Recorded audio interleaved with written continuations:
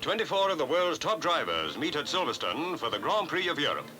British ace Reg Parnell of Derby is number 4 in the strong Italian Alfa Romeo team. With only 6 British cars included, attention is focused on Bob Gerrard and his well-known ERA. Our white hope in motor racing, the BRM, is only there on show. The King and Queen are among those who look it over. It's the first Grand Prix to be watched by a reigning sovereign, and the royal party are there to wish the drivers luck, including Prince Bira of Siam. Earl Mountbatten is president of the Royal Automobile Club, which organized the meeting.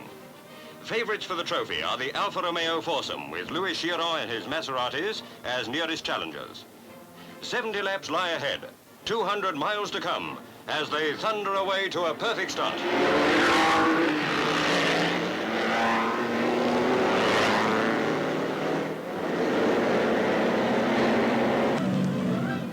Jumping into an early lead is Juan Fangio, number 1, the former bus driver from the Argentine, and today the most successful racing motorist on the continent. Leading the Alfa Romeo team, the Argentinian is driving strictly to orders, with the other Alfa Romeos, 2, 3, and 4, following him round.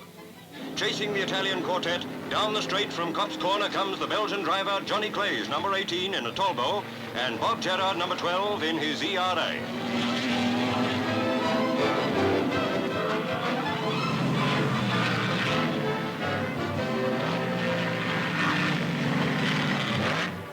Fast-working mechanics put the Italian aces soon back on the track. Closely watched by the royal party, they're back in there battling it out, but never seriously challenged.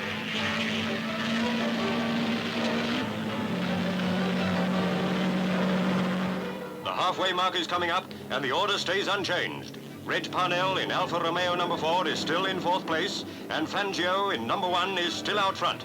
20 more laps to go.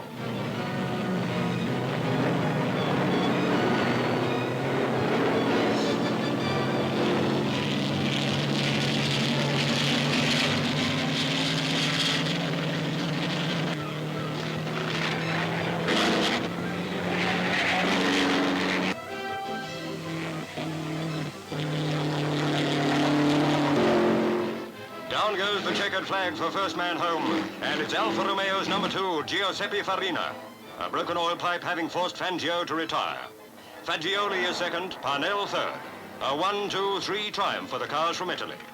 An ovation greets the hero of them all, Doc Farina, 90 miles an hour winner of the European Grand Prix.